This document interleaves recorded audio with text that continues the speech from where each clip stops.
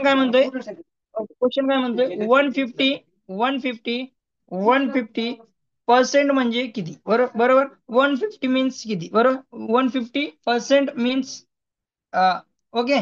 तर बघा इथं काय करायचं आहे, 150 व काय पर्सेंट आहे. सो पर्सेंट मीन्स काय असतो भागिले आपलं, बघा इथे 100. लिहितो. ओके, भागिले 100, बरोबर.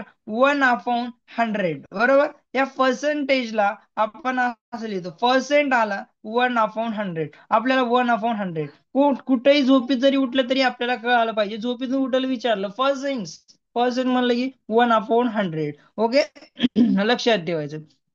सो बघा इथं काय आहे, इथं काय 150 आहे, बरोबर. इथं 150 आहे. सो इथं काय पर्सेंट आहे, पर्सेंटला मी हे लिहू शकतो. ओके. पर्सेंट आलं डिवाइडला 100 येतं, तर मी असं लिहितो, म्हणजे 100 डिवाइडलाच आलं. बघा हे काय होणार आहे, ह्या दोघाचा गुणाकार, म्हणजे काय होणार आहे, 150 डिवाइड बाय 100 सेम आलं ऍज इट इज, म्हणजे आपण डिवाइडला 100 लिहितोच, बरोबर. पर्सेंट आलं की 100 लिहितोच. बघा आता काय होईल, एकदम सिंपल. ओके, हा आणि हा कॅन्सल होईल, 0 0. आता तुम्हाला माहिती आहे भागिलेला काय आले, 10 आले. 10 आला असेल, 100 आला असेल, 1000 आला असेल, तर काय करायचं बघा.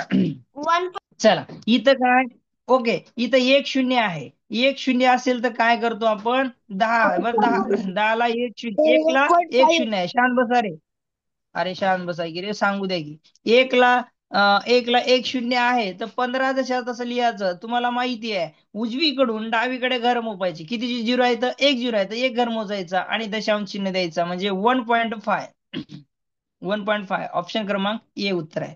तर तुम्हाला जर असं आला असेल समजा 15 भागिले किती आले, समजा 1000 असेल, तर किती शून्य येतं, 1 2 3. 15 लिहायचं जशा तसं. बघा 15 लिहिल्यानंतर किती शून्य आहेत, 1 2 3. मग काय करायचं, एक घर मोजा, दोन मोजा, पण तिसरं घर नाहीये, झिरो द्या. ओके, तिसरं घर झालं, इथं दशांश चिन्ह द्या, हे झालं 0. तर असं तुम्हाला सॉल्व करता आलं पाहिजे. हे basic concept. Okay, this is very important. Okay, okay, basic concept आपल्यासाठी फार महत्वाचा आहे. Okay, okay. चला ठीक आहे, इथपर्यंत सगळ्यांना समजलं, बोला. इथपर्यंत सगळ्यांना समजलं, इथपर्यंत हो सगळ्यांना सर. समजलं, बोला.